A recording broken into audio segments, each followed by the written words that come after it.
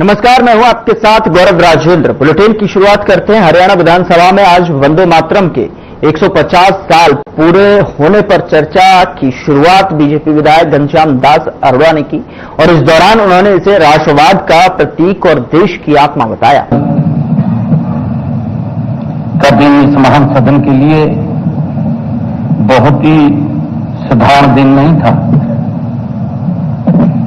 माननीय अध्यक्ष जी कल इस महान सदन में 12:20 से 12:35 तक जो भी घटा है, हरियाणा प्रदेश के जन जन ने उसको देखा है, सुना। वह कोई साधारण संवाद नहीं था। माननीय अध्यक्ष जी, मैंने हमारे विपक्ष के नेता भूपेंद्र सिंह हुड्डा का स्वागत किया और आदरणीय भूपेंद्र सिंह हुड्डा जी ने भी भावपूर्ण ढंग से कहा कि आज तक मैंने कभी नहीं देखा कि किसी विपक्ष के नेता का इस प्रकार स्वागत हुआ हो। उन्होंने अपने वक्तव्य के अंत में हमसे यह भी अपेक्षा की थी, माननीय अध्यक्ष जी, जब हुड्डा साहब ने कहा कि विपक्ष की आवाज को दबाएंगे नहीं। हुड्डा साहब को हमने कहा कि हम नहीं ऐसा, क्योंकि लोकतंत्र है, इसमें किसी की आवाज दबाने का कोई सवाल नहीं है। हर व्यक्ति को अपनी बात कहने का अधिकार है। यह सही भी था माननीय अध्यक्ष जी, क्योंकि यह स्वस्थ लोकतंत्र की ही निशानी है। माननीय विपक्ष के नेता ने कहा कि राजनीति में मतभेद हो सकते हैं, मनभेद नहीं होने चाहिए। माननीय अध्यक्ष जी, हुड्डा साहब आपके और हमारे बीच में जो भावपूर्ण संवाद से हरियाणा की जनता के मन में इस महान सदन के रचनात्मक भविष्य को लेकर के एक बड़ा सुखद संदेश गया था। जनता को लगा कि हम सब पूरे मन के साथ उनके हितों से मिलकर के काम करेंगे।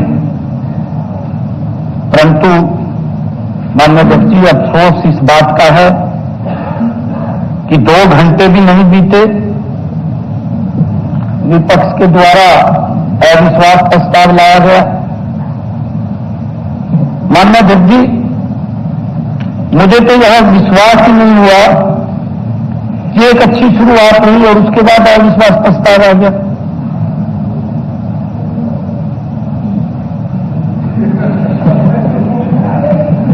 माननीय अध्यक्ष जी, इसलिए मैंने अविश्वास प्रस्ताव के नोटिस को ध्यान से पढ़ा।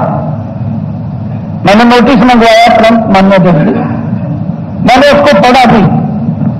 पढ़ा तो मैंने देखा उसके ऊपर हमारे विपक्ष के नेता के साइन नहीं है। मैंने सोचा कि मेरी नजदीक की नजर नहीं है। मैंने अनेक को साफ किया माननीय अध्यक्ष जी, और साफ करके मैंने फिर देखा, परंतु हमारे विपक्ष के नेता के साइन ही नहीं है उसके ऊपर।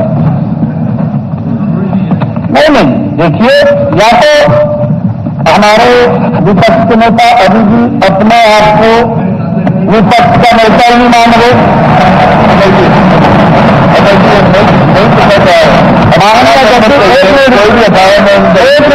आप बात बताओ। माननीय अध्यक्ष साइन किया, मैं किसे साइन किया, मुझे अननेसेसरी बातें करना एक शेर याद आ रहा है, मुझे एक शेर याद आ रहा है।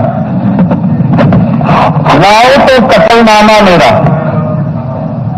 लाओ तो कतलनामा मेरा, मैं भी देख लूं किस किस की मोहर है, सरे नजर लगी हुई है।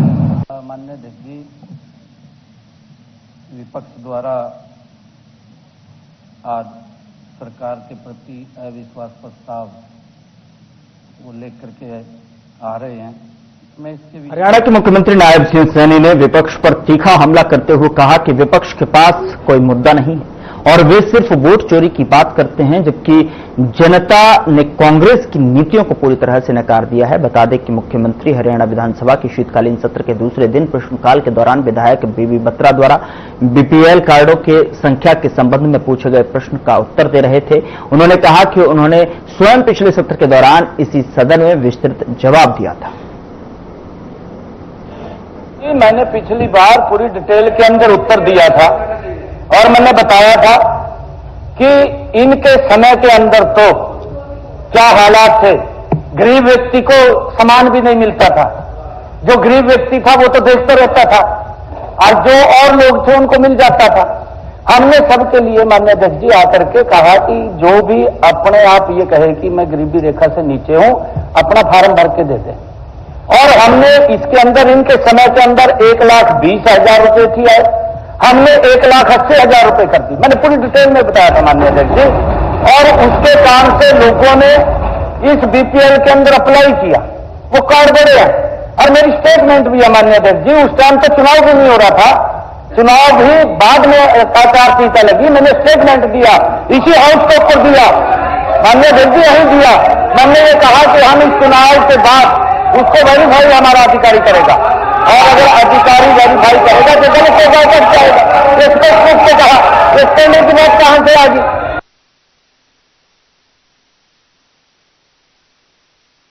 नेता प्रतिपक्ष भूपेंद्र सिंह हुड्डा ने एक प्रेस कॉन्फ्रेंस के दौरान वंदे मातरम पर एक महत्वपूर्ण बयान दिया। उन्होंने बताया कि यह गीत पहले लिखा गया था और बाद में कांग्रेस पार्टी ने इसे अपनाया।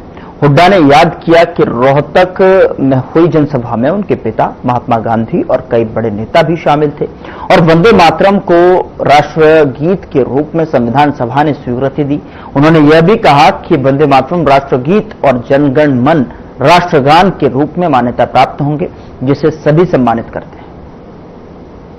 चट्टोपाध्याय जी द्वारा और 1907 में जब पार्टीशन बंगाल का करा अंग्रेजों ने, उस समय ये चला और उसके बाद कांग्रेस पार्टी ने अडॉप्ट किया। हर उसमें वंदे मातरम गुजार हुआ।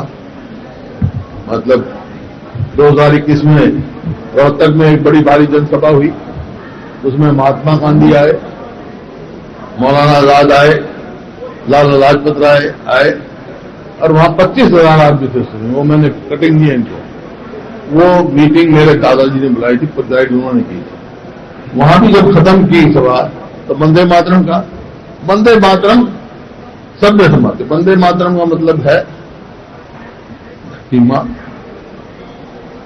और वो तो एक माता के समान है, वो सबकी रक्षा करती है। जो भी माता पैदा हुआ है धरती मां में, सबकी रक्षा करती है। तो हाँ, हम सब उसके सम्मान करते हैं।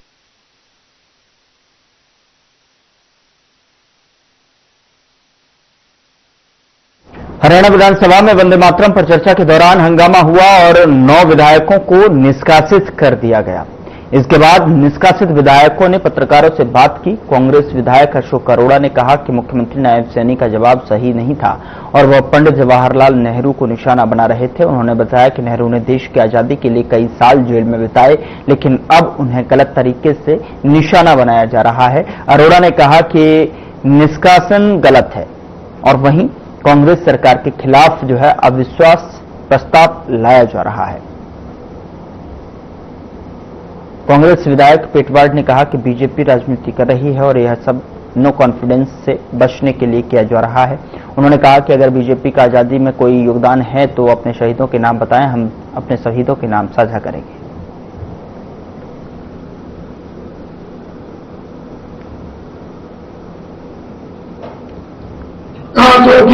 ये हमारे लिए बड़ा सौभाग्य का दिन है कि वंदे मातरम का सेलिब्रेशन 150 साल मना रहे हैं।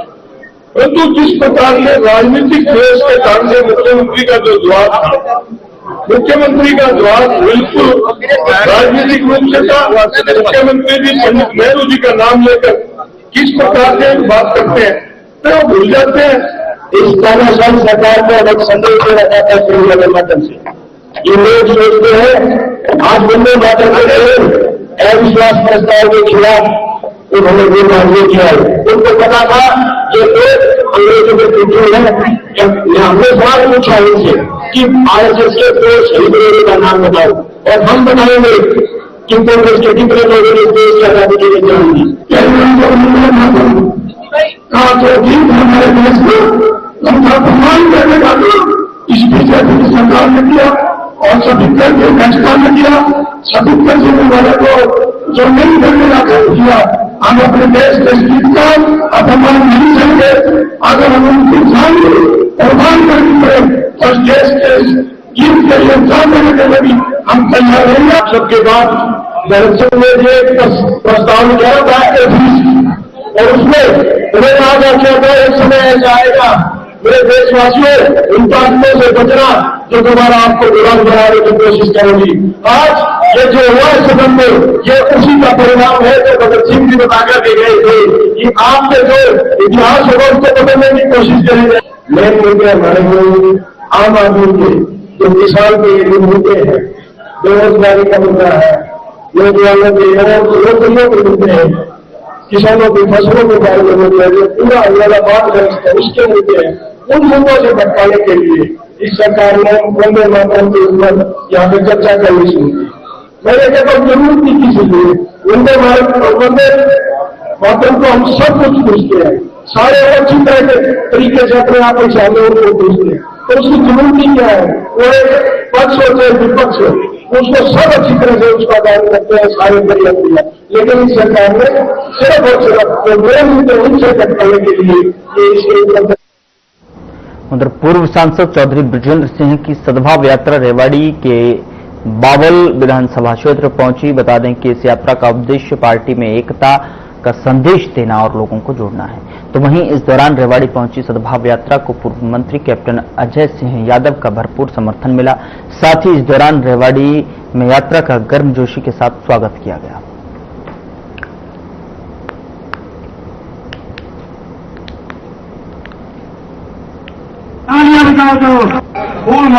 देखिए, सद्भाव जो यात्रा है बृजेंद्र जी की, राहुल जी के बाद जिन्होंने देशव्यापी यात्रा की थी, तो हरियाणा अपने आप में 90 हल्के हैं, तो 90 हल्कों में इन्होंने एक बेड़ा उठाया है यात्रा करने का और भाईचारा जोड़ने का।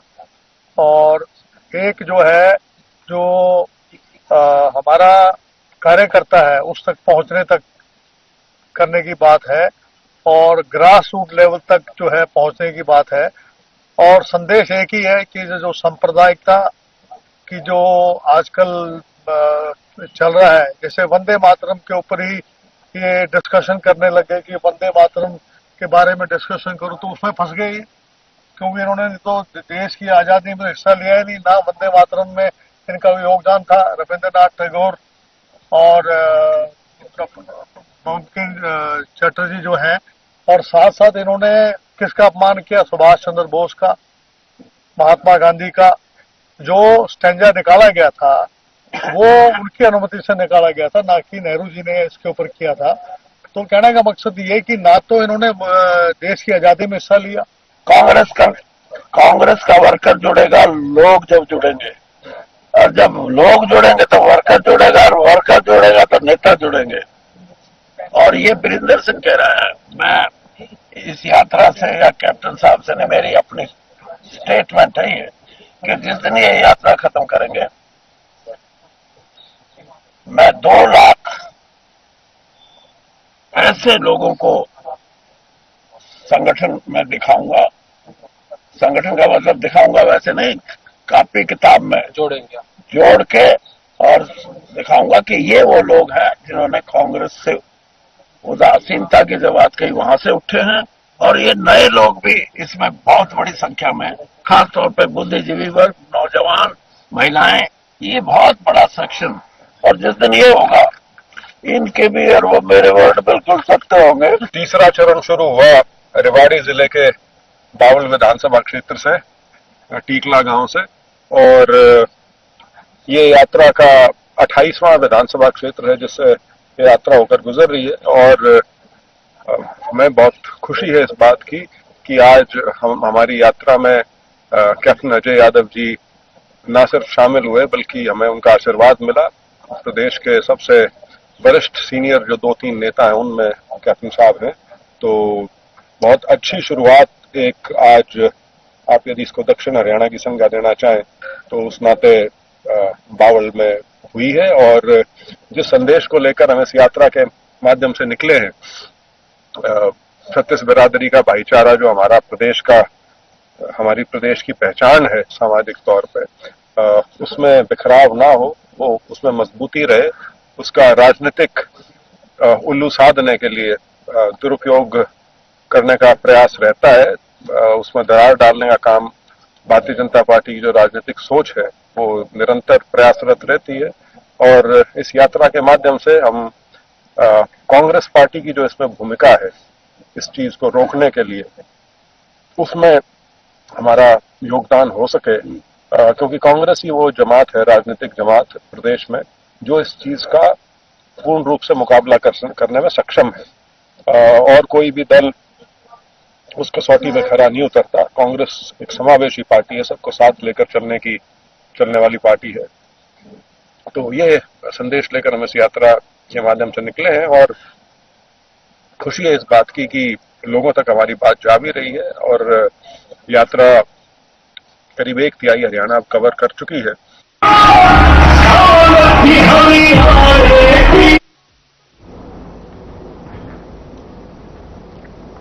यहां रुक रहे हैं एक छोटे से ब्रेक के लिए। ब्रेक के उस पार खबरों का सिलसिला लगातार जारी है।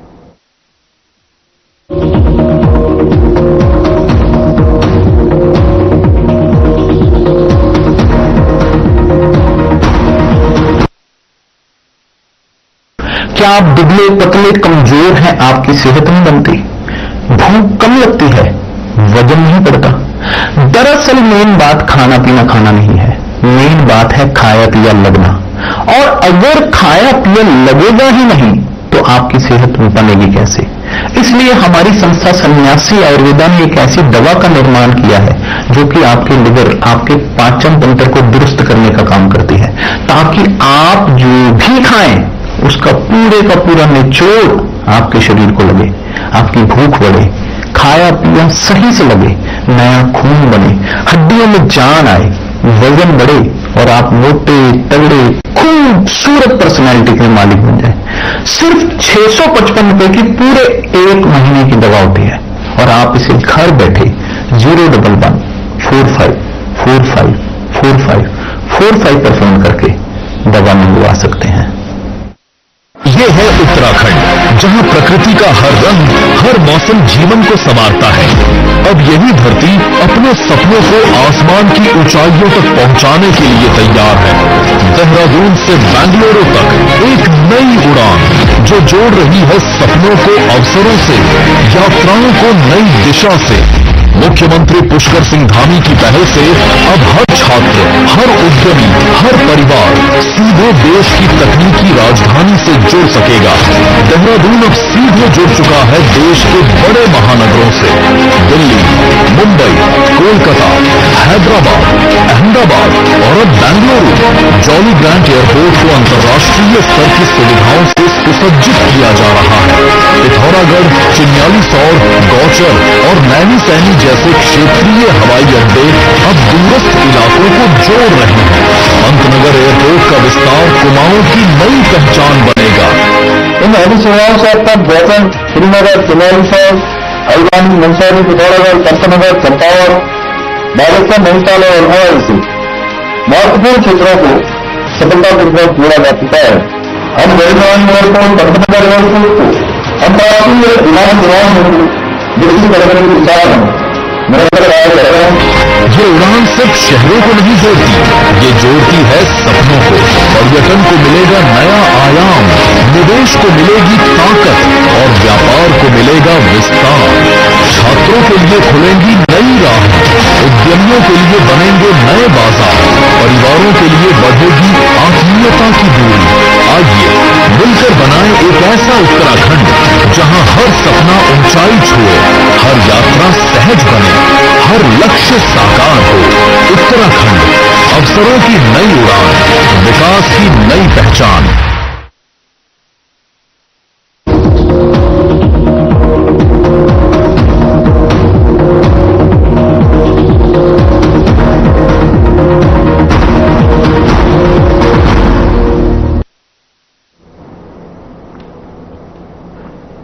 ब्रेक के बाद स्वागत है आपका। खबरों में आगे बढ़ते हैं। फरीदाबाद के सेक्टर 14 स्थित डीएवी पब्लिक स्कूल में शुक्रवार को छोटे वीर साहिबजादों के शहीदी की याद में वीर बाल दिवस 2025 का आयोजन किया गया, जिसमें विभिन्न स्कूलों के बच्चों ने बढ़ चढ़कर भाग लिया और साहिबजादों की शहादत को लेकर प्रेरित होते हुए उनकी जीवनी पर प्रकाश डाला।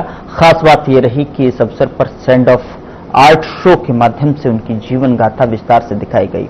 किन हालातों में छोटी उम्र में उन्होंने अपनी शहादत दी, और वहीं इस आयोजन में अलग अलग स्कूलों से आए बच्चों ने कहा कि छोटे साहिबजादों की जीवनी और उनकी शहादत से उन्हें बहुत कुछ सीखने को मिला है कि किस प्रकार खेलने कूदने की उम्र में ही उन्होंने शहादत का जज्बा था। बच्चों का कहना था कि यह कहानी बड़ी ही प्रेरणा देने वाली है, जिसे वह अपने सहपाठियों और परिजनों से साझा करें। And I am from government senior secondary school Fatehpur Chandila. तो मैं आज फर्स्ट टाइम इस शो में आई हूँ और मैंने पहली बार 4 साहिबजादों के बारे में पता, उनके अचीवमेंट के बारे में पढ़ा, उनके करेज के बारे में पढ़ा और यहाँ मैं नए टीचर्स से मिली और यहाँ पे हमने स्टैंड आर्ट का पूरा देखा जो मेरी लाइफ में फर्स्ट ऑफ ऑल मैंने पहली बार देखा। मेरा यह कहना है कि यहाँ का जो आज वीर बाल दिवस का प्रोग्राम हुआ वह सबसे अच्छा व सबसे विचित्र माना गया। मैंने जैसा कि पंजाब में हुए जितने संघर्षों के बारे में जाना मैं कभी भी नहीं जाना था। जैसा कि यहाँ पर हमें एक स्क्रीन पर दिखाया गया इतने अच्छे प्रदर्शन, मेरे को यह आज तक जीवन दृष्टि में नहीं दिखा। मैंने अपने ही उम्र जैसे छोटे छोटे बाल समूह को देखा जिनका कार्य हमसे भी एक उत्कीर्ण माना गया है। कक्षा 11वीं की छात्रा हूँ। मैं राजकीय वरिष्ठ माध्यमिक विद्यालय फतेहपुर चंदीला से आप सभी के समक्ष उपस्थित हुई हूँ। आज हम सभी यहाँ पर 4 साहिबजादों के बारे में जानने के लिए शुरू हुए हैं। जो साहिबजादों का एक छोटी सी 4 लाइन है वो आप सभी कि साहिबजादे डरे नहीं, कहा ए नवाब तू ये ख्वाब न देख, हम अपने धर्म को न छोड़ेंगे, हम जिंदा ही मर जाएंगे पर अपने धर्म को न छोड़ेंगे। साहिबजादे जो छोटे छोटे बच्चे थे, एक 19 वर्ष, एक 15 वर्ष, एक 6 वर्ष और एक 7 वर्ष, इनकी आयु ही क्या थी? आखिर इन बच्चों की तो अभी तक मिट्टी में खेलने की उम्र थी। मेरा नाम अमित पंडित है, मैं कक्षा 10वीं का छात्र हूँ। मैं GSS नवादा से यहाँ पर आया हूँ। आज मैंने यहाँ पर बहुत सारी चीजें सीखी। मैंने वीर बालकों के बारे में सिर्फ ऊपर सुना था, पर मैंने आज यहाँ पर आगे उनके बारे में गहराई से सीखा, जाना उन्होंने किस प्रकार अपने बलिदान को देते हुए वे शहीद हो गए।